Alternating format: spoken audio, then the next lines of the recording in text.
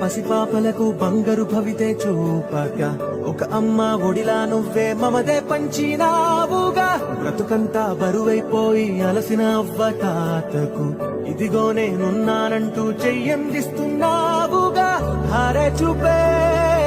ఆలోచన ఆకలి తీర్చే నీ ఆదరణ అందరి కోసం నీలో తపన